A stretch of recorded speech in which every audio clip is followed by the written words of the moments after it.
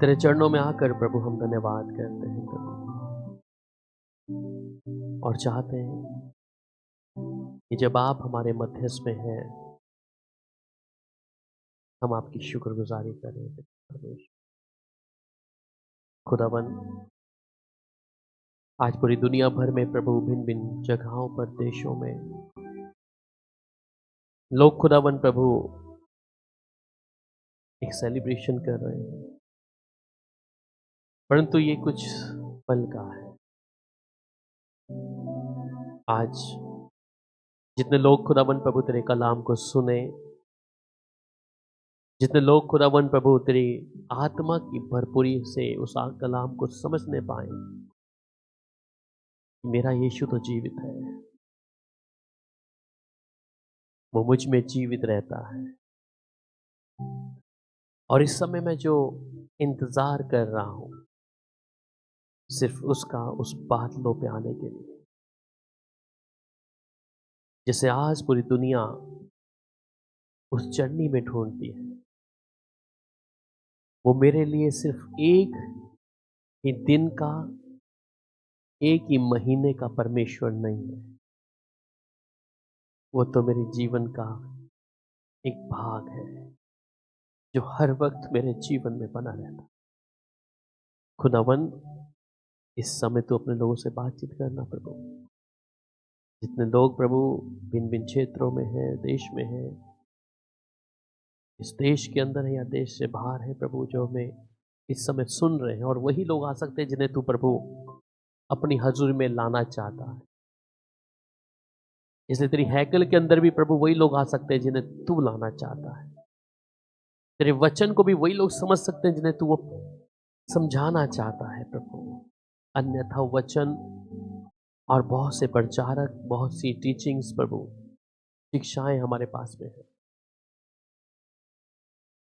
पर जब तक तेरा आत्मा तेरे वचन की बातों को ना समझाए तब तक एक व्यक्ति भी समझ नहीं सकता प्रभु। इसलिए हम पवित्र आत्मा आपका नियंत्रण चाहते हैं हमारे शरीरों के ऊपर, हमारी देह के ऊपर, हमारी सोच और विचारों के ऊपर आपका नियंत्रण हो प्रभु। प्यारे पिता, मैं आपका धन्यवाद करता हूँ और चाहता हूँ पवित्र आत्मा की मौजूदगी हमारे बीच में इस समय निरंतर बनी रहे प्रभु। तेरा धन्यवाद हो प्रभु। खासतौर पे आज की प्रभु भोज की मेज में शामिल होने के लिए भी प्रभु हमें मदद करें।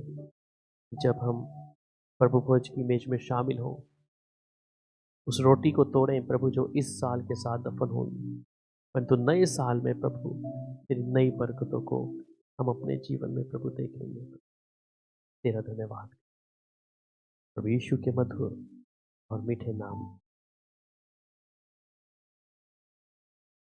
प्रभु का धन्यवाद करते हैं कि परमेश्वर एक बार फिर से हमें ये मौका दिया कि हम प्रभु की दहलीज पे आए, और आज पूरी दुनिया भर में हम देख रहे हैं कि लोग कहीं ना कहीं सेलिब्रेशन कर रहे हैं हर चीज़ों को, चाहे वो एक दिल को तसल्ली देने के लिए है। पर यीशु का जन्म जब हमारे जीवन में हुआ, जब हमने उसको उद्धारकर्ता के रूप में स्वीकार किया, जब मैंने अपने जीवन को प्रभु को दिया, तब मैं उस दया को अपने जीवन में देख पाया कि सच में प्रभु, मैं तो सिर्फ एक रीति रिवाजों पे था, और जैसा आप कई बार सुन चुके हैं, मैं एक ईसाई धर्म से आता हूँ, जिसका जन्म एक ईसाई धर्म में हुआ, चर्च साथ में बगल में है।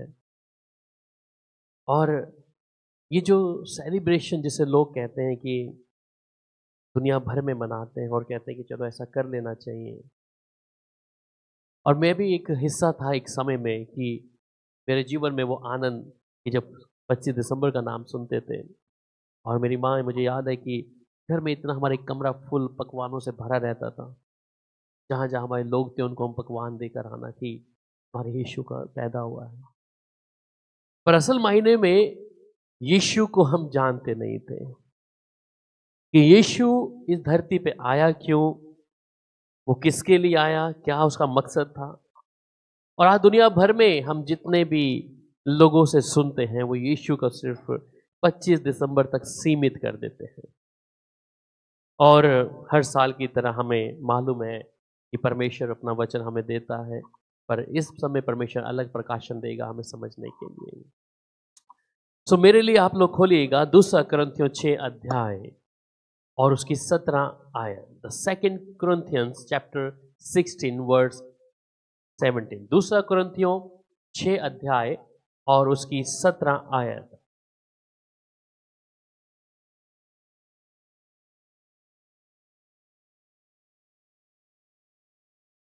आमीन। इसलिए प्रभु कहता है कि उनके बीच में से निकलो और अलग रहो और अशुद्ध वस्तुओं को मत छुओ, मैं तुम्हें ग्रहण करूंगा। इस बात की ओर जरा ध्यान देना कि परमेश्वर क्या कह रहा है कि इसलिए मैं कहता हूं उनके बीच में से निकलो। कौन? जिन्होंने खुदा की व्यवस्था को, परमेश्वर के वचन को वचन नहीं रहने दिया, जो सिर्फ एक रीति और रिवाजों में आ गए हैं। और आज पूरा संसार क्या है, वो इसी रीति रिवाजों पे चल रहा है। जिसे हम कहते हैं कि हम आनंद मना रहे हैं, हम खुशी मना रहे हैं, और ये एक साल के इस 25 दिसंबर का हम इंतजार करते हैं कि हम खुदा के कलाम की बुनियादी करें, खुदा के कलाम को बताएं। पर परमेश्वर इस विषय में क्या कहता है कि तुम उनमें से निकलो, उस स्वभाव में से निकलो, उस व्यवस्था जो रीति रिवाजों में है लोगों की, उसमें से निकल आओ। पर हम कई लोग क्या है, ये बात जानते भी हम निकलना नहीं चाह रहे, क्योंकि आज हमें डर किसका है? मनुष्य का है। हालांकि जो कहता है मैं अल्फा और ओमेगा हूं, तो मेरे जो जहन में एक ही बात आती है कि उसका जन्म हो ही नहीं सकता। जो शुरुआत और अंत है, जिसने मुझे और आपको बनाया है। और कई लोगों के सवाल उठते हैं कि परमेश्वर को किसने पैदा किया। एक व्यक्ति ने एक ऐसा बेहुदा सवाल एक व्यक्ति से कर रहा था, और उसका सवाल यही था कि ठीक है, परमेश्वर का पुत्र यीशु मसीह है, तो परमेश्वर का भी कोई पिता या बाप होगा। और ये बेहुदे जो सवाल क्या है आज के लोग करते हैं। और आज मसीह कौम ने भी क्या है, इस बात को, उनकी इन हरकतों के कारण आज लोगों की जुबानें खुलती हैं। जो सर्वशक्तिमान परमेश्वर है, जो करता है हर एक चीजों का, वो परमेश्वर, उसको बनाने वाला कौन है? वो स्वयं रचेता है। और हम रचेता के ऊपर क्या कर रहे हैं? उंगली लगा रहे हैं कि प्रभु को किसने बनाया है। फिर उसको अगर मिल भी गया तो उसके बाद उसको भी ढूंढेगा कि उसका बाप कौन है। इसलिए इस बात को हम ध्यान दें कि वो परमेश्वर है जिसका कोई जन्म नहीं है। हम 2025 पहले देखते कि यीशु इस संसार में आए मनुष्य के तौर पर, एक मनुष्य के तौर पर। वो मनुष्य के बीच में आया कि मनुष्य के बीच में रहकर उनका उद्धार कर सके। इसलिए लूका की इंजील जब पढ़ते हैं, वहां पे कहता है कि एक कुंवारी गर्भवती होगी और एक पुत्र को जनेगी, प्रभुता उसके कांधों पर होगी, वो उद्धार करता होगा। इसका मतलब वो उद्धार करता है, वो सिर्फ मेरे लिए चढ़ने में पैदा हुआ यीशु नहीं है, जिसकी तुलना आज हम अपने बच्चों के साथ उसके साथ करते हैं। वो स्वयं परमेश्वर है। इसलिए परमेश्वर कहता है कि तुम उनमें से निकलो, उनके बीच में से क्या करो? निकल जाओ। और निकलने के साथ वो कहता है कि अलग रहो और अशुद्ध वस्तुओं को मत छुओ, तो मैं तुम्हें ग्रहण करूंगा। प्रकाशित वाक्य 18 अध्याय उसकी 4 आयत को भी पढ़ लीजिएगा।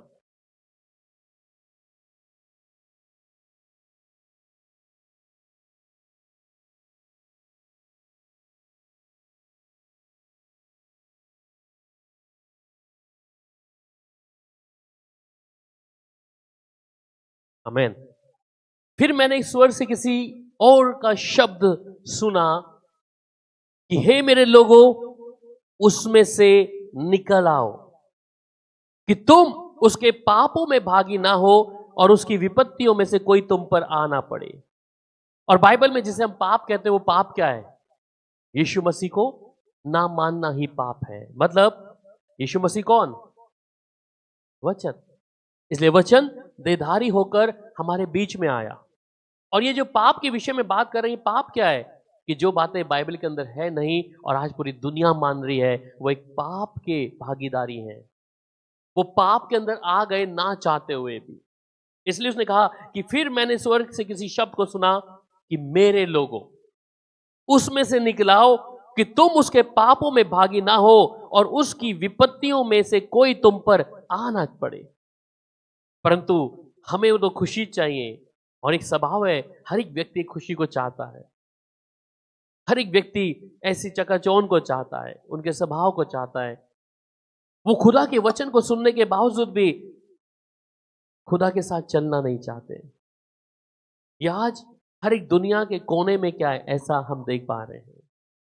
परंतु गिनती की किताब 16 अध्याय और उसकी 26 आयत, book of Numbers chapter 16 verse 26। और उसने मंडली के लोगों से कहा, तुम उन दुष्ट मनुष्यों के डेरों के पास से हट जाओ और उनकी कोई वस्तु ना छुओ, कहीं ऐसा न हो कि तुम भी उनके सब पापों में फंसकर मिट जाओ। आमीन। यह कहते हैं, और उसने मंडली के लोगों से कहा, तुम उन दुष्ट मनुष्यों के डेरों के पास से हट जाओ और उनकी वस्तुएं ना छुओ, कहीं ऐसा ना हो कि तुम भी उनके सब पापों में फंसकर मिट जाओ। तो मंडली जो खुदा की है वो मैं और आप हैं, और मंडली से कहता है कि तुम उन दुष्ट मनुष्य के डेरों से हट जाओ और उनकी किसी वस्तुओं को मत छुओ।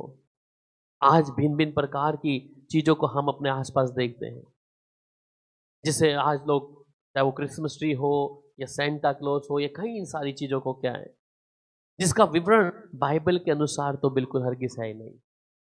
परमेश्वर हमें कह रहा है उनमें से निकल आओ।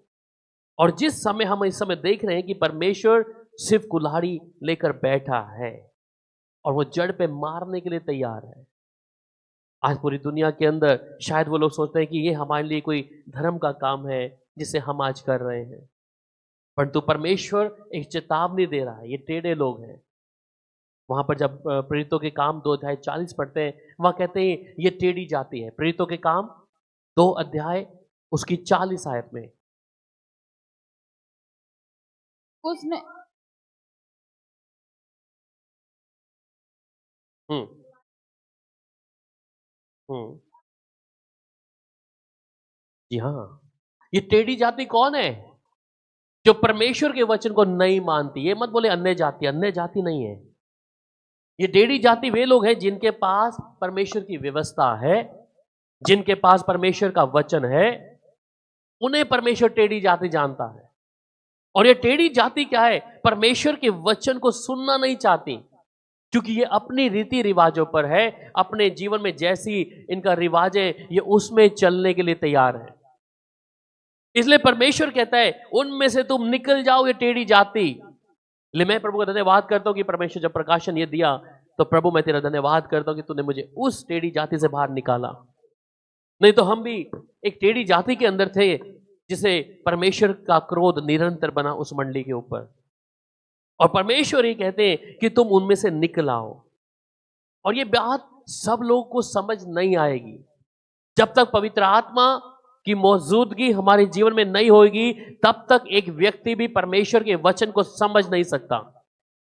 इसलिए हम हर बार क्रिसमस पे कई बार इस वचन का प्रचार करते हैं, लोगों को समझाते हैं, परंतु लोग क्या है, फिर अपनी इच्छा के अनुसार, फिर अपने मन के अनुसार, फिर जो संसार के अनुसार वही करते हैं।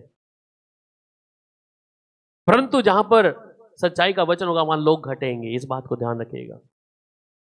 परंतु जहां पर उनके स्वभाव की बातें होंगी, जहां पे डांस नाच गाना कलीसियाओं के अंदर है, वहां वो लोग भीड़ आ जाएगी। और यही पहचान है परमेश्वर की कि वो थोड़े लोग ही परमेश्वर के घर में पहन जाएंगे, जिन्हें परमेश्वर ने सौभाग्य दिया है अपने घर में आने के लिए। इसलिए परमेश्वर सारा प्रकाशन भेद सब लोगों पे पूरा जाहिर नहीं किया। इसलिए आज मेरे लिए आवश्यकता है कि मैं उस टेढ़ी जाति के अनुसार मेरा जीवन ना हो। यिर्मयाह को पढ़ते हैं, जब यिर्मयाह भविष्यवक्ता है, उसकी 51 बुक, यिर्मयाह बुक, द बुक ऑफ यिर्मयाह चैप्टर 51 वर्स 6, यिर्मयाह की किताब 51 51। अपना अपना प्राण बचाओ, उसके अधर्म में भागी होकर तुम भी ना मिट जाओ, क्योंकि यह यहोवा के बदला लेने का समय है, वह उसको बदला देने पर है। आमीन। कहता है कि बेबीलोन से भागो और अपना अपना प्राण बचाओ, उसके अधर्म में भागी होकर तुम भी ना मिट जाओ, क्योंकि ये यहोवा का बदला लेने का समय है, वह उसको बदला देने पर है। अगर आज मनुष्य कलीसिया ऐसी चीजों से नहीं भागेगी तो परमेश्वर क्रोध में है। जिन बातों को हम कई बार देखा है कि हमने तो प्रभु के क्रोध को भी देखा नहीं है, परंतु परमेश्वर कहता है अगर आज मैं और आप वचन सुन रहे हैं तो इसका मतलब चाहे जिधर भी हैं और हम उनके किसी टेढ़ी जाति के साथ है, गलत मंडली के बीच में, तो परमेश्वर कह रहा है निकल जाओ। निकलने के लिए परमेश्वर ये नहीं कह रहा, क्योंकि परमेश्वर चाह रहा है कि मैं अपना क्रोध उनके ऊपर उड़ेलने पर हूं। इसलिए मेरा यहोवा, मेरा परमेश्वर कहता है मुझे घृणा आती है तुम्हारे इन रीति रिवाजों से। और फिर हम जब गिनती की किताब पढ़ते हैं आगे 16 का 45, गिनती की किताब 16 अध्याय उसकी 45 आए, द बुक ऑफ नंबर्स।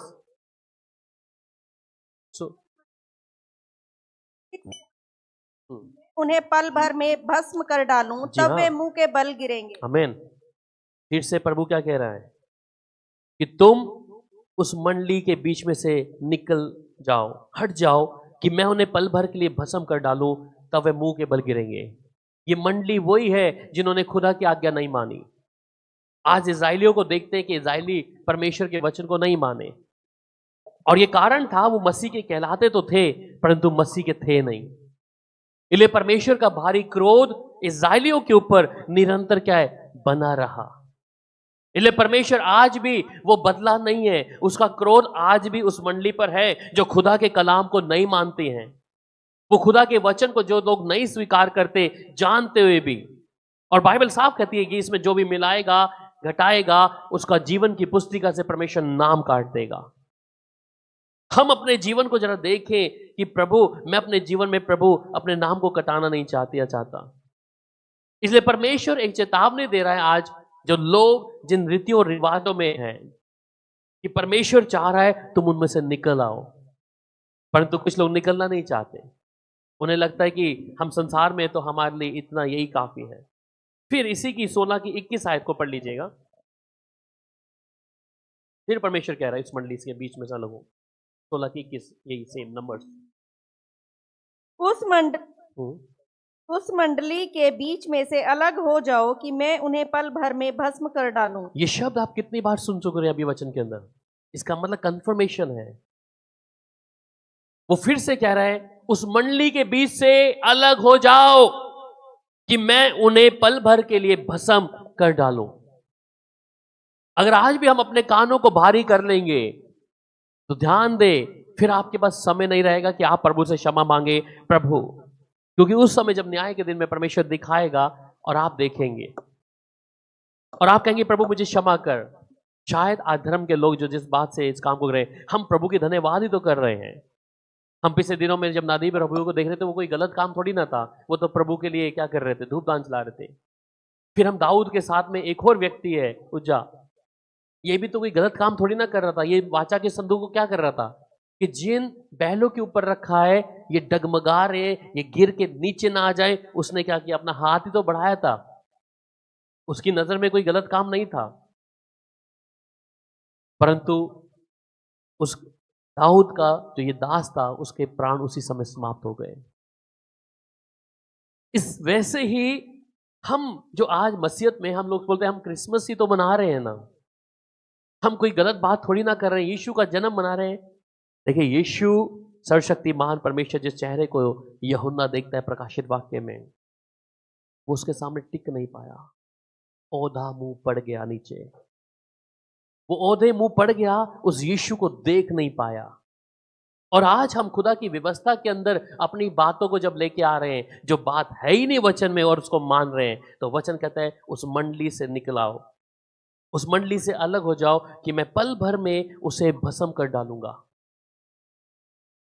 मरकुस 7 अध्याय उसकी 9 में आप बहुत अच्छे से जानते हैं हर बार, मरकुस 7 का 9।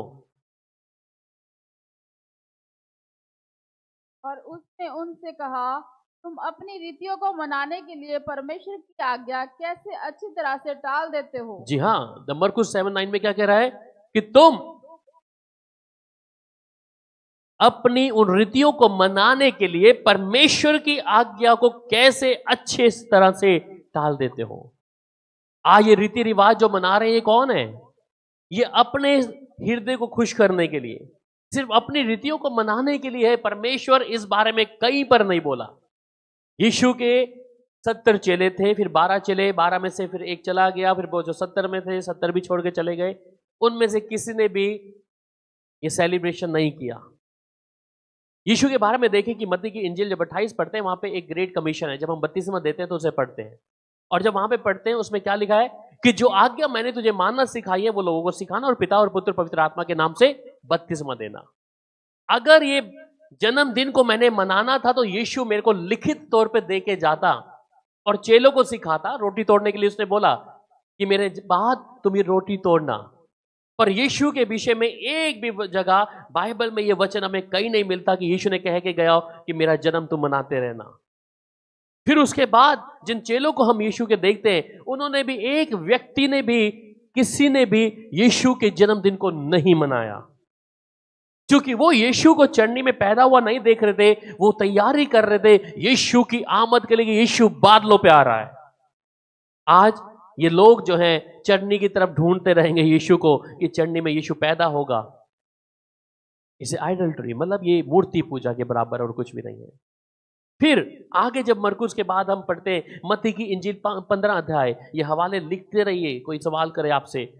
मत्ती की इंजील 15 अध्याय उसकी 3 आयत। मैं क्यों ज्यादा आपको हवाले दे रहा हूं कि ये कंफर्मेशन हो, ये सिर्फ एक ही वचन को उठा के वचन देने वाला नहीं है, ये परमेश्वर की पूरी, मैं हर चीजों को एक ही करके बताऊंगा। जी उसने उनको उत्तर दिया, तुम भी अपनी परंपराओं के कारण क्यों परमेश्वर की आज्ञा टालते हो। आमीन।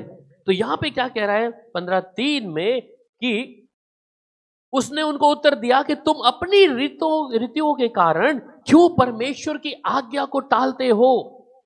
और परमेश्वर की आज्ञा यहां पर ये क्रिसमस मनाना, ईस्टर मनाना है नहीं।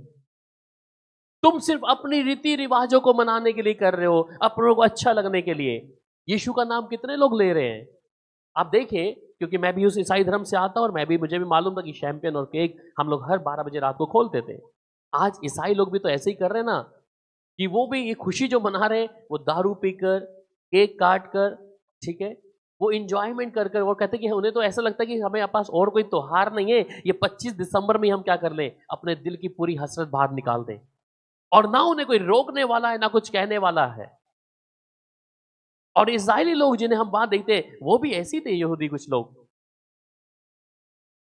तो ये साफ तौर पे कहता है कि उसने उनको उत्तर दिया कि तुम अपनी रीतियों के कारण परमेश्वर की आज्ञा को क्या कर रहे हो, टाल रहे हो। और परमेश्वर की आज्ञा टालने का मतलब क्या है, परमेश्वर का बैरी बनना। इसलिए परमेश्वर पहले ही बोल दिया उस मंडलियों से निकलो, और उससे पहले उसने कह दिया, इसलिए प्रभु कहता है उनके बीच में से निकलो, क्योंकि परमेश्वर का क्रोध क्या है, भड़कने पर है। वो भस्म करने वाली आग क्या कर रही है, उसे तुम्हारे रीति रिवाज पसंद नहीं है। फिर मरकुस उसकी 7 अध्याय और उसकी 13 आयत को भी पढ़ लीजिए सिस्टर। इस प्रकार तुम अपनी परंपराओं से जिन्हें तुमने ठहराया है परमेश्वर का वचन टाल देते हो और ऐसे ऐसे बहुत से काम करते हो। आमीन। तो फिर यहां पर मैं तीसरा हवाला आपको दिया, यहां पर क्या कह रहा है, वो कहता है इस प्रकार तुम अपनी रीतियों से जिन्हें तुमने ठहराया है, परमेश्वर ने नहीं ठहराया, परमेश्वर ने नहीं ठहराया।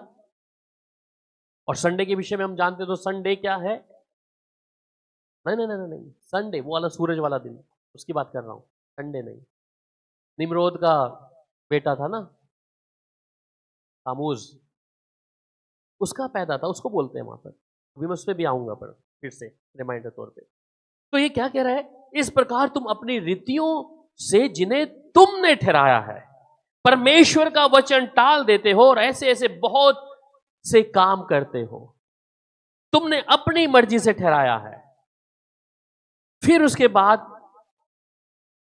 यशाया 24 अध्याय, यशाया 24 अध्याय उसकी 5 आयत।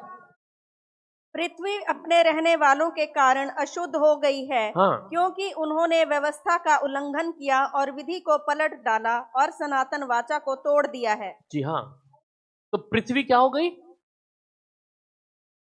रहने वालों के कारण अशुद्ध हो गई है। परमेश्वर के लोगों ने अपने आप को अशुद्ध कर लिया है परमेश्वर के बलवा कर कर। और जब बलवा किया खुदा की वचन के खिलाफ तो परमेश्वर का क्रोध तो भड़केगा। जब आप उसके वचन के अंदर हेरा फेरी करेंगे, परमेश्वर के वचन को वचन नहीं रहने देंगे, तब ऐसा होगा। इसलिए आमोस जो प्रॉफिट है, भविष्यवक्ता, वो कहता है बाइबल में, जब परमेश्वर से बात करता है 5 अध्याय उसकी 21 आयत में, कि मैं तुम्हारे पर्वों से बैर रखता हूं। पढ़िएगा आमोस 5 अध्याय और उसकी 21 आयत। मैं तुम्हारे पर्वों से बैर रखता और उन्हें निकम्मा जानता हूँ, और तुम्हारी महासभाओं से मैं प्रसन्न नहीं। जी हाँ, अब इस बात को फिर से ध्यान से सुने। और यहां क्या कह रहा है कि मैं तुम्हारे पर्वों से बैर रखता हूं, मैं तुम्हारे पर्वों से बैर रखता हूं और उन्हें निकम्मा जानता हूं, और तुम्हारी महासभाओं से भी मैं क्या हूं, प्रसन्न नहीं हूं। तुम जितनी बड़ी बड़ी महासभा करके बोलो कि हाँ 365 दिन में तुम्हें अभी मौका मिला, सिर्फ बाकी 365 दिन के अलावा क्या करना है, सिर्फ 25 दिसंबर ही क्यों है? हाँ, हर दिन मेरे लिए खुदा की वचन की बुनियादी करना क्यों नहीं है? इसलिए आमोस के जीवन के द्वारा प्रभु ने बोल दिया कि आई हेट, मैं तुम्हारे पर्वों से बैर रखता हूं। तुम जो ये पर्व जो मनाते हो, मैं इनसे बैर रखता हूं। और पूरी दुनिया के ऊपर क्या है, शैतान ने एक पर्दा डाल दिया आंख के ऊपर कि तुम बस यीशु को चन्नी में ढूंढते रहना, और यीशु बादलों पे आके चला जाएगा, तुम ध्यान लगा के बैठे रहना। तुम कहोगे ये तो बच्चे के रूप में है, और यीशु एक अपनी पूरी स्वर्ग की सेना के साथ में एक प्रतापी राजा के रूप में जब उस घोड़े पे सवार होकर बादलों पे आएगा, वो अपनी कलीसिया को ले जाएगा। पर हम लोग जो पीछे इन रीति रिवाजों पे चलने वाले लोग हैं, वो ढूंढेंगे यीशु को चढ़नी में। इसलिए जरूरी है कि परमेश्वर कहता है मैं उन्हें निकम्मा जानता हूं और तुम्हारी महासभाओं से मैं प्रसन्न नहीं हूं। तुम्हारी महासभाओं को परमेश्वर निकम्मा जानता है। इसलिए यीशु जब बादलों पे आएगा, मैं यीशु के साथ जाना है। जो चीजें बीत गई, इसलिए वचन कहता है, जब आप ये शायद 43 पढ़ते हैं, कि उन बीती हुई पिछली चीजों को क्या करो, फिर से स्मरण ना करो। जो बीत गए अब उसके बाद हम स्मरण नहीं कर सकते, परंतु अब मुझे आगे के लिए जीना है, उस प्रभु के लिए, उस यीशु के साथ में मुझे चलना है। 43-18 में लिखा है, 43 में 18 में जब पढ़ेंगे तो उन बीती उन बातों को अब बीती हुई घटनाओं को स्मरण मत करो, ना प्राचीन काल की बातों पर मन लगाओ। ठीक है, जो बीत गया है अब मैं उसको याद नहीं कर सकता। मुझे अब आगे की तैयारी करनी है, यीशु के साथ जाने की तैयारी करनी है। मैं सिर्फ क्रिसमस तक सीमित नहीं हूं कि यीशु आएगा, पैदा हुआ बच्चे के रूप में। अभी वो ऐसा नहीं है। यीशु अब दोबारा ऐसे नहीं आएगा। वो आएगा तो न्याय करने के लिए, अपनी कलीसिया को, अपनी दुल्हनों को लेने के लिए आएगा। और अगर आज मैं और आप अपने आप को तैयारी नहीं करी, हमारी गिनती भी उस मंडली में होने लग जाएगी जिस मंडली में आज गाना बजाना डांस सब कुछ चल रहा है। हमें ये नहीं कि हमें आनंद नहीं है मेरे यीशु का, हमारे अंदर आनंद है, परंतु वो एक दिन का आनंद नहीं है, वो हर दिन का आनंद है। फिर यशायाह क्या कहता है, 1 अध्याय उसकी 11 से 16 आयत तक, द बुक ऑफ यशायाह चैप्टर 1। यहोवा यह कहता है, तुम्हारे बहुत से मेल बलि मेरे किस काम के हैं? मैं तो मेढ़ों के होम बलियों से और पाले हुए पशुओं की चर्बी से अघा गया हूँ। मैं बछड़ों या भेड़ के बच्चों या बकरों के लहू से प्रसन्न नहीं होता। तुम जब अपने मुंह मुझे दिखाने के लिए आते हो, तब यह कौन चाहता है कि तुम मेरे आंगनों को पांव से रौंदो? व्यर्थ अन्न बलि फिर मत लाओ, धूप से मुझे घृणा है। नए चांद और विश्राम दिन का मनाना और सभाओं का प्रचार करना, यह मुझे बुरा लगता है। महासभा के साथ ही साथ अनर्थ काम करना मुझसे सहा नहीं जाता। तुम्हारे नए चांदों और नियत पर्वों के मानने से मैं जी से बैर रखता हूँ। वे सब मुझे बोझ जान पड़ते हैं। मैं उनको सहते सहते उकता गया हूँ। आमीन। सो कहता है, व्यर्थ अन्न बलि फिर मत लाओ, धूप से मुझे घृणा है। नए चांद और विश्राम का दिन का मानना और सभाओं का प्रचार करना, ये मुझे बुरा लगता है। महासभा के साथ ही साथ अनर्थ काम करना मुझसे सहा नहीं जाता। जब तुम मेरी ओर हाथ हिलाओ, तब मैं तुमसे मुंह फेर लूंगा। तुम कितनी ही प्रार्थना क्यों ना करो, तो भी मैं तुम्हारी ना सुनूंगा, क्योंकि तुम्हारे हाथ खून से भरे हैं। सो यहां पर परमेश्वर ने साफ तौर पे क्या किया, क्लियर कर दिया। परंतु हम क्या हैं, हम हटीले हैं। हम हटीले हैं, हम परमेश्वर के वचन को वचन नहीं रहने देते। हमें तो अपने दिल की इच्छा पूरा करना है, हमें अपने हृदय की बातों को पूरा करना है। और फिर लय अवस्था पे जब जाते हैं 26 अध्याय उसके 31 में कि मैं उजाड़ दूंगा। पढ़िएगा लय व्यवस्था, लेविटिक्स चैप्टर 26 वर्स 31। और मैं तुम्हारे नगरों को उजाड़ दूंगा और तुम्हारे पवित्र स्थानों को उजाड़ दूंगा और तुम्हारा सुखदायक सुगंध ग्रहण ना करूंगा। आमीन। परमेश्वर का क्रोध है जिसे आज दुनिया नहीं समझ रही है कि और मैं तुम्हारे नगरों को उजाड़ दूंगा, तुम्हारे पवित्र स्थानों को मैं उजाड़ दूंगा और तुम्हारा सुखदायक सुगंध को मैं ग्रहण भी नहीं करूंगा। तुम जितना मर्जी सुगंध द्रव्य परमेश्वर के सामने चढ़ाओ, वो कहता है मैं स्वीकार नहीं करूंगा, परंतु मैं उजाड़ दूंगा। इसलिए बहुत से लोग हैं, नीति वचन में कहता है 26 अध्याय उसकी 9 आयत में पढ़िएगा, जो कान, नीति वचन 26 अध्याय उसकी 9 आयत, जैसे मतवाले के हाथ में कांटा गड़ता है वैसे ही मूर्खों का कहा हुआ नीति वचन भी दुखदाई होता है। जैसा कोई तीरंदाज के 26 का 9 पढ़ रहे, 28 पढ़िएगा एक बार, 28 का 9। हाँ जी, जो अपना कान व्यवस्था सुनने से जो अपना कान व्यवस्था सुनने से मोड़ लेता है उसकी प्रार्थना घृणित ठहरती है। जी हाँ, तो जो अपने कानों को व्यवस्था सुनने से कान फेर लेता है, इसका मतलब जब आपको प्रचार सुनाया जा रहा है और हम सुनना नहीं चाह रहे इस बात को, हमें तो क्या करना है, हमें अपने रीति रिवाज मनाने दो। हमें एक ही दिन मिलता है क्रिसमस मनाने के लिए, वो हमें मनाने दो। तो वचन क्या कह रहा है कि जो अपना कान व्यवस्था सुनने से फेर लेता है उसकी प्रार्थनाएं परमेश्वर के सामने घृणित है। और ये सबके साथ में अगर जो वचन हमें सुनाया जाता है, जो वचन में लिखी बातें, अगर हम इसे नजरअंदाज करते हैं तो हम जितना मर्जी प्रार्थना कर लें, हमारी प्रार्थना का उत्तर हमें कदापि नहीं मिलेगा। इसलिए फिर प्रकाशित वाक्य 18:4 में कहता है निकल जाओ, निकल जाओ ऐसी जगहों से, निकल जाओ इनके बुरे स्वभाव से, उनकी तमाम चीजों से। हम लूका की इंजील को पढ़ेंगे इस समय 2 अध्याय उसकी 8 से 12 तक। अब यीशु मसीह है कौन, पढ़िएगा लूका 2 अध्याय 8 से लेके 12 तक। और उस देश में कितने गडरिये थे जो रात को मैदान में रहकर अपने झुंड का पहरा देते थे। और प्रभु का एक दूत उनके पास आ खड़ा हुआ और प्रभु का तेज उनके चारों ओर चमका और वे बहुत डर गए। तब स्वर्गदूत ने उनसे कहा, मत डरो, क्योंकि देखो मैं तुम्हें बड़े आनंद का सुसमाचार सुनाता हूँ जो सब लोगों के लिए होगा, कि आज दाऊद के नगर में तुम्हारे लिए एक उद्धारकर्ता जन्मा है और यही मसीह प्रभु है। और इसका तुम्हारे लिए यह पता है कि तुम एक बालक को कपड़े में लिपटा हुआ और चरनी में पड़ा पाओगे।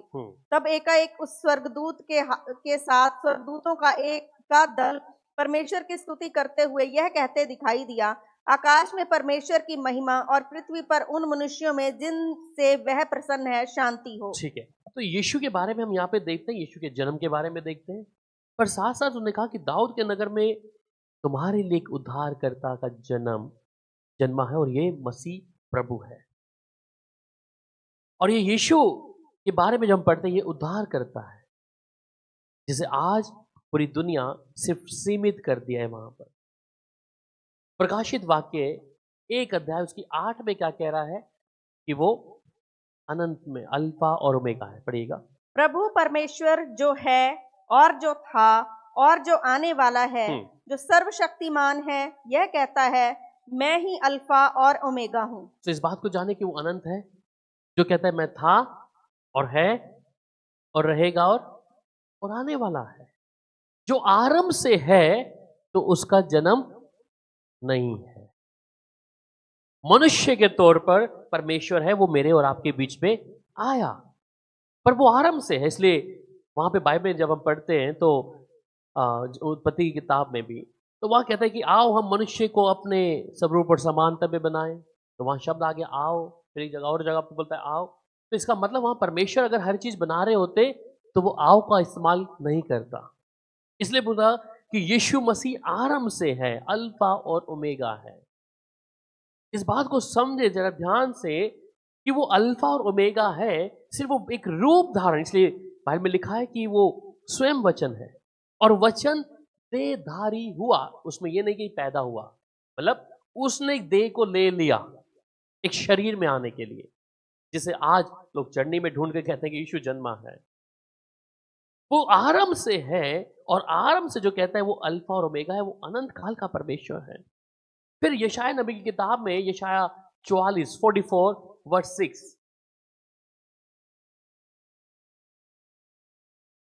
यहोवा जो इज़राइल का राजा है, अर्थात सेनाओं का यहोवा जो उसका छुड़ाने वाला है, वह यूं कहता है, मैं सबसे पहला हूँ, मैं सबसे पहला हूँ और मैं ही अंत तक रहूंगा, मैं ही अंत तक रहूंगा, मुझे छोड़ कोई परमेश्वर है मुझे ही छोड़ कोई परमेश्वर है नहीं।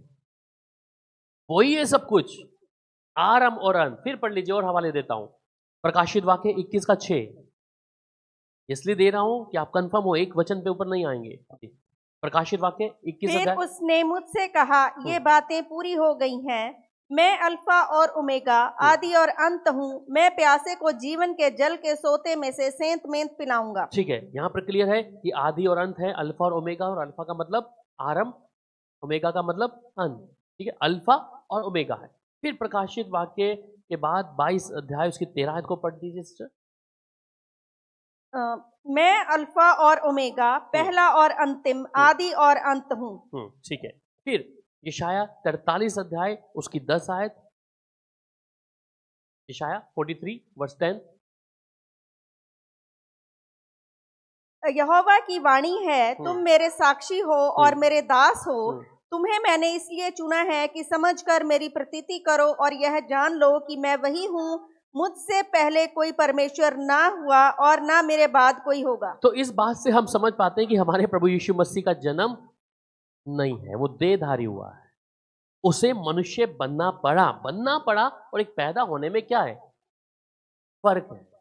ठीक है, तो वो मनुष्य के तौर पर मेरे बीच में और आपके बीच में आया, क्योंकि लहू की बात आती है तो लहू जिस पाप को मनुष्य कर रहा था, तो आज तक उससे पहले क्या था, पाप क्षमा के लिए किसी जानवर का लहू, किसी मेमने का लहू, किसी बकरे के लहू को, पर अब लहू को लहू के द्वारा ही क्या मिलनी थी, छुटकारा होना था। और इसलिए लहू भी वो लहू चाहिए जो बिना पाप के हो, पवित्र हो।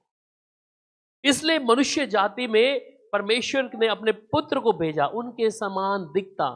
क्या यीशु मसीह को पीड़ा नहीं थी, क्या दुख नहीं थे, तकलीफें नहीं थी? शायद में पूरा लिखा है उसके बारे में कि वो तो उसकी जो दुख से मेल जोल थी, उसकी बातचीत थी, उसका मुंह इतना अच्छा नहीं था जब उसको हम देखते दुख और पीड़ाओं में। वो एक मनुष्य भी था, पर वो स्वयं परमेश्वर है।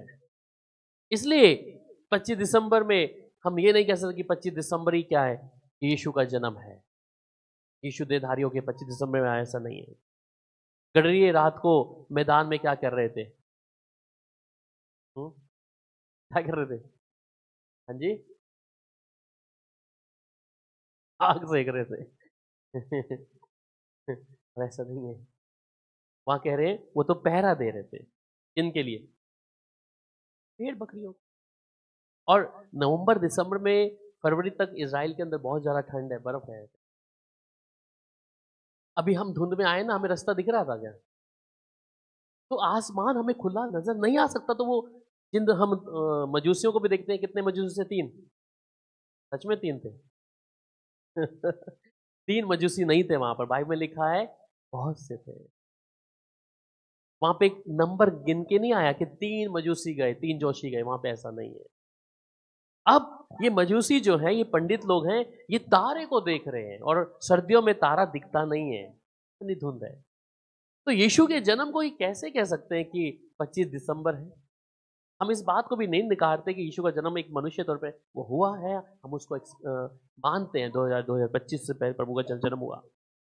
तो इसलिए हम इस बात को ध्यान दें। अब देखिए कि एक राजा है जिसने एक फरमान दिया था वहां पर, जब ये मरियम और यूसुफ के विषय में जब देखते हैं कि इन्हें क्या बोला कि नाम लिखाने के लिए क्या हो, उन्हें जगह तय करनी थी। और क्या राजा ऐसे ठंड के समय में सब बोल देगा कि अभी आना है सबको नाम लिखवाने के लिए ठंड के समय में? ऐसा नहीं है। पर 25 दिसंबर को जैसे हम देखते हैं, इससे बेबीलोन भी इसको मानता है और बाइबल में लिखता है। और बेबीलोन का मतलब है कंफ्यूजन। कंफ्यूजन बाइबल में निम्रोद के बारे में जब पढ़ते हैं, निम्रोद के बारे में जब उत्पत्ति की किताब को पढ़ते हैं, और निम्रोद जो है 10 अध्याय, उत्पत्ति की 10 अध्याय उसकी 8 से 9 आयत को पढ़ लेंगे। कुश के वंश में निम्रोद भी हुआ, पृथ्वी पर पहला वीर वही हुआ है। वह यहोवा की दृष्टि में पराक्रमी शिकार खेलने वाला ठहरा। इससे यह कहावत चली है, निम्रोद के समान यहोवा की दृष्टि में पराक्रमी शिकार खेलने वाला। ठीक है, सो निम्रोद जो है वो क्या है? कूश वंश में निम्रोद भी पैदा हुआ और पृथ्वी का पहला वीर वही है। और निम्रोद की जो माँ है वो कौन है? समीराहंस। तो ये जब गर्भवती होती है तो इससे एक बच्चा पैदा होता है, तामोस। तामोस का नाम भी बाइबल में है। ठीक है, जब तामोस को पढ़ते तो हिजकिय्याह की बुक में उसका 8 अध्याय उसकी 14 आयत में लिखा है। ठीक है, तो ये तामोस जो है कौन है?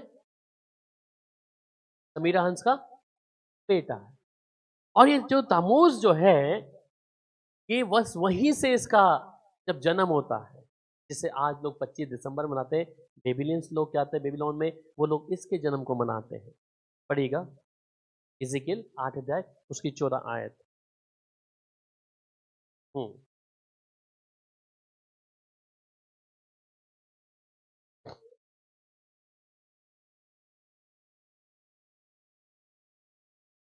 रो रही थी। ठीक है, तो ये तामूज के लिए क्या कर रही हैं स्त्रियां? रो रही हैं। और ये तामूज जब है तो इसे सूर्य देवता का दिन भी बोलते हैं, सूर्य देव का बेटा भी बोलते हैं इसको, जिसे लोग संडे बोलते हैं।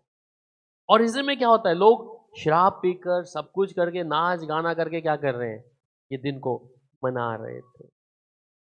और ये हमारे पास जो कैलेंडर है वो उस कैलेंडर के अनुसार नहीं है जिसको हम 25 दिसंबर देखते हैं। वो रोमन्स के अनुसार, बेबीलोन जो लोग हैं उनके अनुसार हम इस चीज़ों को देखते हैं। पर उसी दौरान में जब ये 25 दिसंबर का दिन जो हम लोग देखते हैं, जैसे सूर्य देव का दिन भी बोलते हैं, इसमें एक मसीह की कलीसिया में एक ऐसा व्यक्ति आता है जिसका नाम कंस्टेंट है। और ये एक रोमन अंपायर का क्या है, राजा है।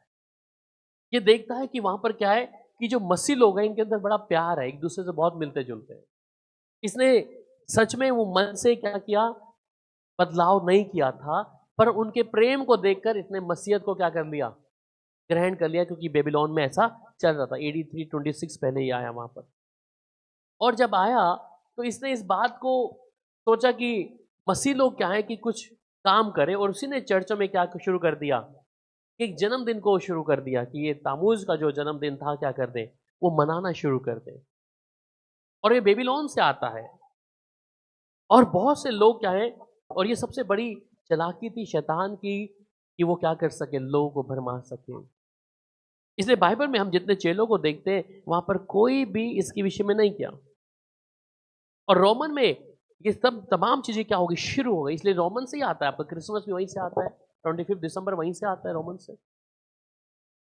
और ये जो पाप है जो खुदा के विरुद्ध में इन लोगों ने शुरू किया, बाइबल में अगर आप यूहन्ना पढ़ते हैं ना तो वहां पर अब्राहम कुछ कहता है, 8 अध्याय 56 से लेके 58 में, 8:56 से 58, जॉन चैप्टर 8 वर्स 56 to 58। तुम्हारा पिता अब्राहम मेरा दिन देखने की आशा से बहुत मगन था, और उसने देखा और आनंद किया। यहूदियों ने उससे कहा, अब तक तू 50 वर्ष का नहीं, फिर भी तूने अब्राहम को देखा है। यीशु ने उनसे कहा, मैं तुमसे सच सच कहता हूँ कि पहले इसके कि अब्राहम उत्पन्न हुआ, मैं हूँ। तब उन्होंने उसे मारने के लिए पत्थर उठाए, परंतु यीशु छिपकर मंदिर से निकल गया। ठीक है, अब अब्राहम से पहले कौन है? यीशु मसीह। तो आप कैसे कहेंगे कि यीशु बस अभी पैदा हुआ है, 2025 में ही पैदा हुआ है और क्रिसमस पे ही पैदा हुआ है? जो अल्फा और ओमेगा है, जो अब्राहम से पहले है, हम उसका जन्मदिन मना सकते हैं जब एक पापी अपने पापों से मन फिराता है कि मेरे कौन से गुनाह थे, मेरे कौन से पाप थे कि यीशु मुझे स्वीकार किया। मैं अपने यीशु को, जैसे अन्य जाति भी क्या करती है, अपने तमाम लोगों को लाकर उनका त्योहार मनाती है, तो आज मसीह भी लोग क्या करने लग गए, वो चीजें लेके आ गए। इसलिए आज वो झांकियों के रूप में, है ना। अगर ये हर दिन करें और हर दिन खुदा के वचन को ऐसे जैसे ये रोड पे लेके चलते हैं, हर दिन प्रभु का नाम लें, क्यों नहीं अच्छा लगेगा। तो वो यीशु तो आरंभ से है, और उसका जन्म अगर मैं मना रहा हूं तो इसका मतलब मैंने परमेश्वर की व्यवस्था के विरुद्ध में चला गया। इसलिए प्रभु कहता है निकलो वहां से, उस मंडलियों से निकलो, क्योंकि परमेश्वर का क्रोध क्या है, उन लोगों पर आने वाला है। यशायाह 9:6 में कहता है कि उसका नाम अद्भुत, अनंत काल का पिता है। वो अद्भुत है और अनंत काल का पिता परमेश्वर है। इसलिए आज पूरी दुनिया जलूस निकालती है भिन्न भिन्न क्षेत्रों में, पूरे देशों में। हम अपने परमेश्वर की तुलना किससे कर रहे हैं? वो अद्भुत है, अनंत काल का परमेश्वर है, और मैं अपने परमेश्वर की तुलना किससे कर रहा हूं? दूसरी चीजों के साथ, दूसरे उन लोगों के साथ, अन्य जाति लोगों के साथ में। मेरा परमेश्वर पवित्र है, वो अलग है, और हम अपने परमेश्वर की तुलना उनके साथ में करते हैं जैसे अन्य जाति करती है। तो हम भी यीशु को वैसा ही जुलूस के बीच में बैठाकर, नकली यीशु को बैठाकर और चक्कर निकलवा।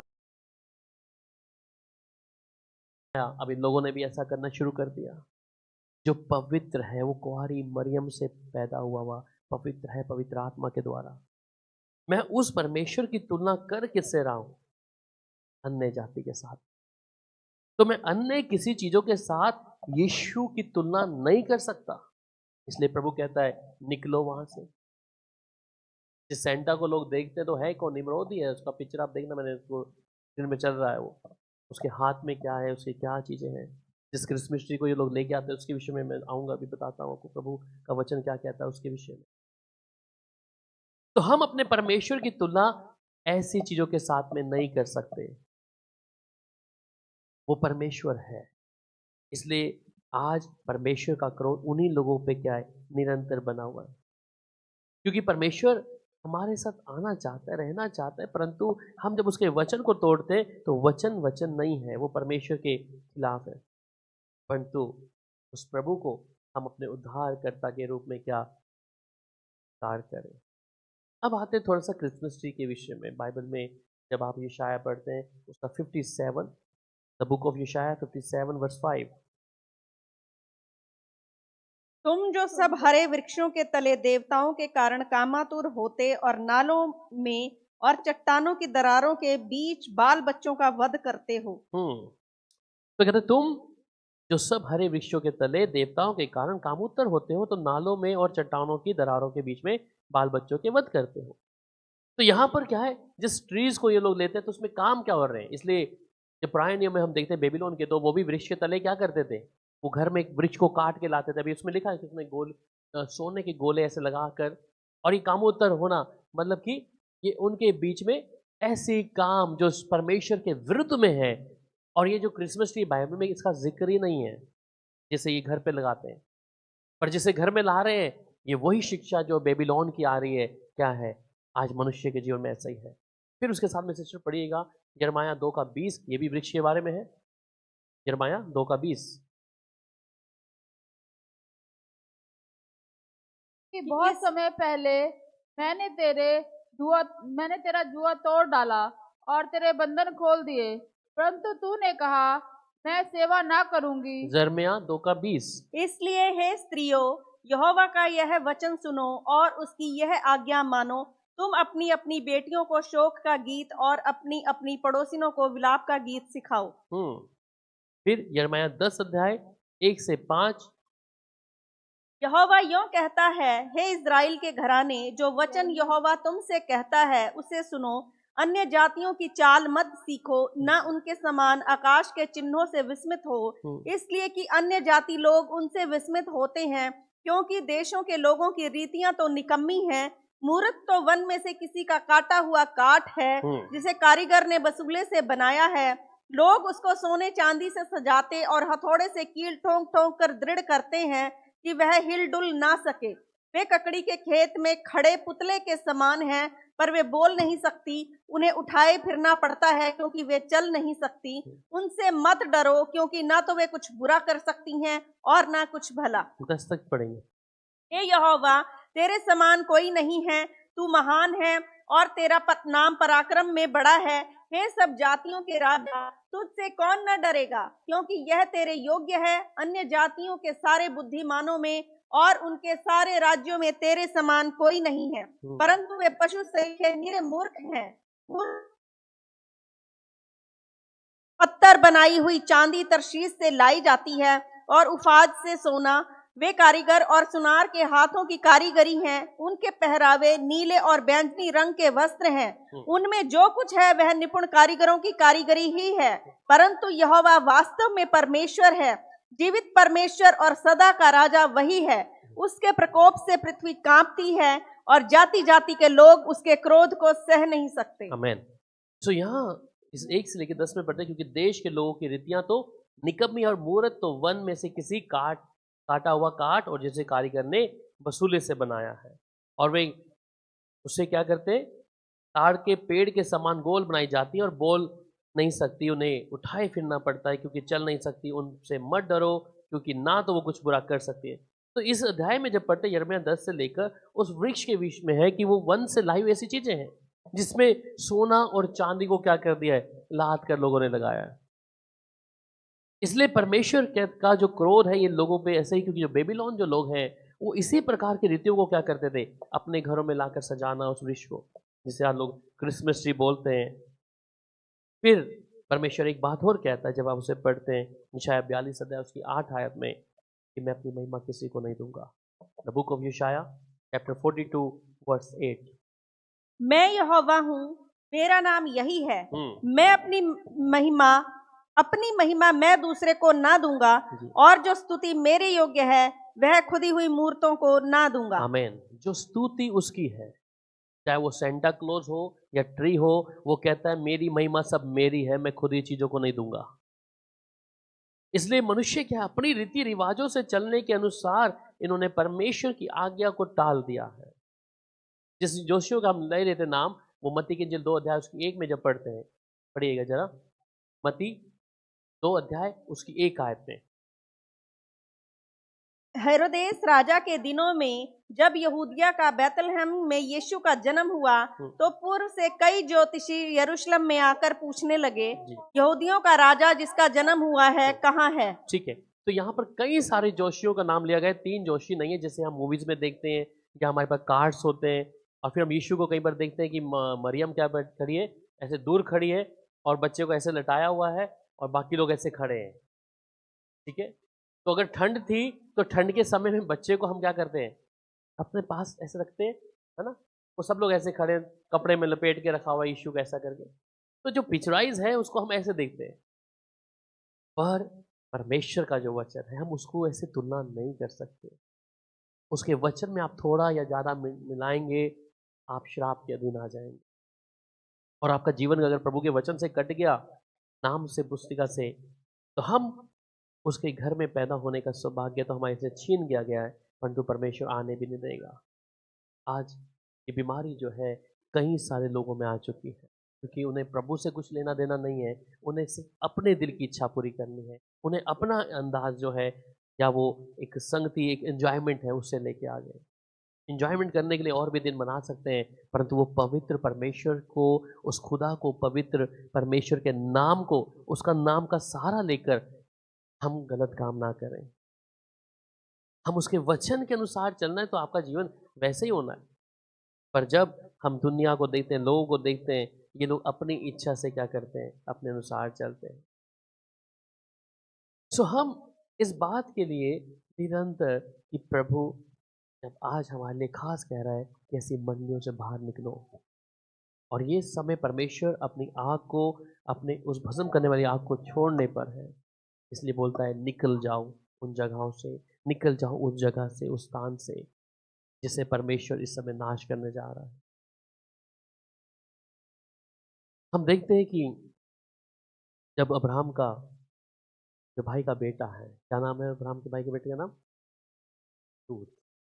और ये लूत रहता कहाँ पे है, सदोम और अमोरा में। और वो देखता है कि जिस पाप को वो सदोम और अमोरा के अंदर देख रहा था, परमेश्वर और वचन कहता है कि उनकी चिल्लाहट खुदा के कानों तक आ गई। और खुदा के कानों तक जब आई, खुदा ने अपने दूतों को भेजकर कहा कि लूत को और उसके परिवार को लाने के लिए बाहर पर परमेश्वर ने जब उस सदोम और अमोरा पे अपने क्रोध को बरसाया, बेशक लूत की पत्नी थी जिसे एक बार आज्ञा दी थी तो पीछे मुड़ के मत देखना, पर इच्छा क्या थी? उस जगह को देखने के लिए थी। आज हम लोग भी जब खुदा के साथ चल रहे हैं, मैं आज तक कभी ऐसा नहीं हुआ क्योंकि मैं खुद क्रिसमस मनाने वाले हम लोग बहुत ज़्यादा थे, और एंजॉयमेंट होता था, अंदर सुकून सा आता, सुकून मतलब शारीरिक तौर पर अच्छा लगता था। और जब मैं ये कदम उठाया कि नहीं, मेरे यीशु की, और वचन तो आपको पता है हमेशा काटेगा, आप वचन पढ़ेंगे आपको अच्छा नहीं लगेगा, आपको वचन की शिक्षा बोलेंगे मानने के लिए आपको अच्छा लगेगा, क्योंकि ऐसा ही है। आज ऐसा ही है कि लोग परमेश्वर के वचन को पसंद नहीं करते हैं। बेशक प्रभु की कलीसिया में होंगे, भीड़ में होंगे, उसकी संगति करेंगे, परंतु सही मायने में खुदा की उपस्थिति, खुदा का वचन उन्हें अच्छा नहीं लगेगा, क्योंकि ये मांस मांस और गुदे गुदे को काटता है। मेरे लिए भी ऐसा था, क्योंकि मुझे तो मजा उसी में आता था कि हाँ क्रिसमस है, बड़ा आनंद होगा, कोई कुछ रोक टोक नहीं है, कुछ भी खाएंगे पिएंगे, कुछ ऐसा एंजॉय करेंगे, और हर एक व्यक्ति ये चाहता है। क्या परमेश्वर मुझे ये चाहता था?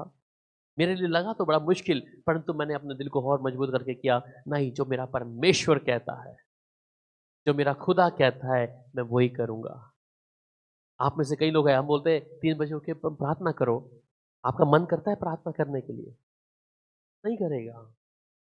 पर आपको मालूम है कि मैं उस प्रभु के पास जाऊंगी या उस प्रभु के पास बैठूंगी तभी मेरे लिए बरकतें हैं। तो वो चीजें आपको खुदा के पास आने के लिए कई चीजें अच्छी नहीं लगेंगी, पर उसी के पास तो जीवन जल की नदियां हैं। जैसे एक व्यक्ति को अगर कोई बीमार है, कल मैं एक बच्ची के पास गया अपने कुरुक्षेत्र से, वहाँ हुए 32 सेक्टर में, उस बच्ची हमारे पास चर्च में भी आती है कुरुक्षेत्र से, उसके दोनों पैर बैंड होकर ऐसे चलती है बेचारी। अब कल उसका ऑपरेशन हुए 3 दिन पहले, कम से कम 8-10 घंटे का ऑपरेशन था कि वो फिर से अपने पैरों पर ऐसे खड़ी हो पाए, और दोनों पाँव के अंदर स्क्रू डालें, 2 इस पैर में 2 इस पैर में। और वो बच्ची के अंदर एकदम भय डर है एकदम से। मेरे को कल बोला कि आप जाके आना, मैं फिर जाके आया प्रेयर के लिए। उसके चेहरे के आगे वही चीज बनी हुई है कि ऑपरेशन कैसे चल रहा था, और हम उसे, वो रोई जा रही है एकदम से। वो दुखदाई जो एक जीवन उसके जीवन में उसको महसूस कर रही थी। तो मैं सोचा कि प्रभु, जिस जगह पे ये समय बेचारी जिस दुख में है, हालांकि वो अगर ऑपरेशन नहीं होगा तो वो चल नहीं पाएगी, दुख तो है पर थोड़े समय का है, पर उसका जीवन या वो अच्छे से चल नहीं पाई। यहाँ बेचारी उतरती थी, उसको हाथ में लेके आते थे, पर ये दर्द और जो दुख उसको सहना पड़ रहा है, पर एक दिन उसको अपने पाँव पे चलने की हिम्मत देगा। शायद हम भी प्रभु के साथ चलते हैं, पर चलने की इच्छा तो नहीं है, पर फिर भी मुझे चलना है।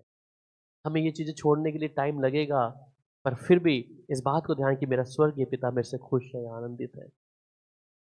इसलिए कई चीजों को, अगर मूसा को देखते हैं, मूसा अच्छी जगह पे था फिरौन के घर पे, वहां पर उसके लिए खाने पीने का इंतजाम सब कुछ था, फिर भी प्रभु कह रहा है कि मूसा, तू मेरे लोगों का नेतृत्व करेगा यहाँ से इनको ले जाने के लिए। मूसा ने अपने कंफर्ट जोन को क्या कर दिया? छोड़ दिया। वो तो कहता जी मेरे को तो बड़ी मुश्किल से मौका मिला है फिरौन के घर में उसकी बेटी का बेटा बनकर रहने का, मैं क्यों जाऊं? मेरा सिरदर्दी खराब नहीं है, मैं क्यों जाऊं? परंतु उसने उस दुख को सहा, चाहे वो जंगल के भीतर था, उन लोगों की बातों को सुनने था, क्योंकि परमेश्वर की ओर से उसके लिए एक बड़ा रिवॉर्ड था। इसलिए यीशु को भी देखते हैं, वो स्वयं परमेश्वर का पुत्र है। इब्रानियों में कहता है वो दुख अपने पिता की आज्ञा मानते मानते, अपने पिता की आज्ञा को, दुख सहते सहते अपने पिता की आज्ञा को मानता रहा। वो दुख सहते सहते भी क्या कर रहा था? पिता की आज्ञा मान रहा था, क्योंकि उसे मालूम था कि एक बड़ा रिवॉर्ड उसके लिए है। अगर वो सूली पे नहीं जाएगा, ये पूरी मानव जाति जो सेलिब्रेशन कर रही है या ईस्टर क्रिसमस ये सब कुछ मना रही है, ये उद्धार नहीं पाते, ये छुटकारा नहीं पाते, इनके पास आशा नहीं होती। इसलिए प्रभु के साथ चलेंगे तो थोड़ा सा दुख तो होएगा, परंतु इस बात को ध्यान रखिए, पल भर का कलेश हमारे लिए बड़ी महान योजना को बनाएगा। इसलिए प्रकाशित वाक्य 22 अध्याय उसके 18 और 19-20 आयत में क्या पढ़ते हैं? पढ़िएगा 22 अध्याय उसकी 18।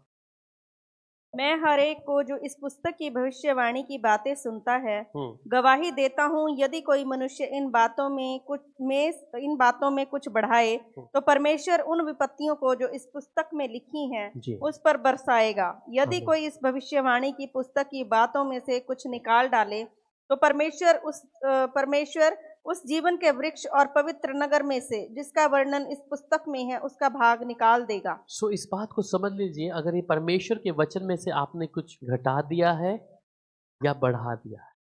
क्रिसमस हमने बढ़ा दिया है, अगर क्रिसमस बढ़ा दिया इसमें तो जीवन की पुस्तिका में नाम नहीं मिलेगा कहीं पर भी। और ये लोग जानते हुए पढ़ते हुए भी क्या करते हैं, प्रभु के वचन को मानना नहीं चाहते। जो वचन में लिखा है मुझे वचन मानना है और कुछ नहीं, बस जो वचन से बाहर बातें जब आप उसको मानेंगे तो अवश्य शैतान आपके ऊपर कब्जा जरूर करेगा।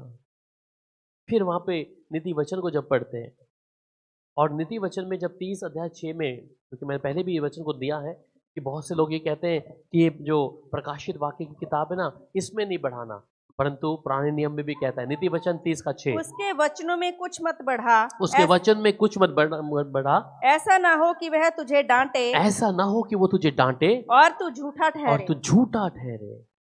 उसके वचन में मैं कुछ बढ़ाऊं नहीं, उसके वचन में मैं कुछ घटाऊं नहीं, जैसा लिखा है उसको वैसे का वैसा रहने दो। फिर प्रकाशित वाक्य के ड्यूटोनॉमी, प्रकाशित वाक्य बाद ड्यूटोनॉमी व्यवस्था विवरण 4 अध्याय उसकी 2 आयत, व्यवस्था विवरण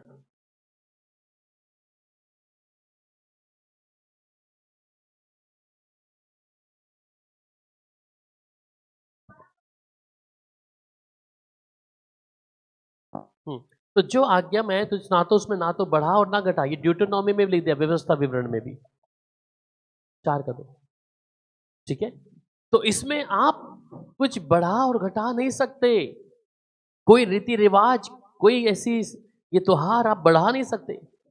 जो बाइबल के अंदर नहीं है उसमें आपने अपनी बातों को ये बढ़ा दिया ना, क्रिसमस बढ़ा दिया, जुलूस बढ़ा दिया। जो बढ़ाएंगे तो परमेश्वर जीवन की पुस्तक से नाम काट देगा। आप कहेंगे प्रभु मैं तो तेरे लिए क्या किया प्रभु, तेरे लिए तो गीत गाए प्रभु, मैंने तेरे लिए तो मैं कलीसिया में नाची प्रभु, तेरे लिए तो प्रभु मैंने भंडारे दिए, लंगर दिए प्रभु जी। प्रभु क्या मैं नहीं जानता, मैं नहीं जानता, क्योंकि मुझे तेरा नाम कहीं पर नजर नहीं आ रहा। फिर आखिरी आयत 12 का 32 व्यवस्था विवरण 12 अध्याय उसकी 32 आयत, जितनी बातों की चौकस होकर माना करना, और ना तो कुछ उनमें बढ़ाना और ना उनमें से कुछ घटाना। तो ये 4 हवाले मैंने आपको दे दिए, नए नियम के भी और पुराने नियम के भी, कि इनमें तो कुछ मिलाना और घटाना नहीं। अगर आप बढ़ाएंगे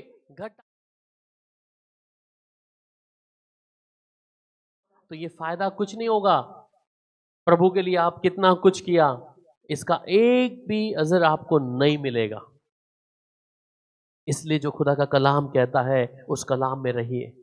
खुदा का वचन जो कहता है उस वचन में मैं और आप क्या है, बने रहे, कि मैं और आप प्रभु के लिए इस्तेमाल किए जाएं।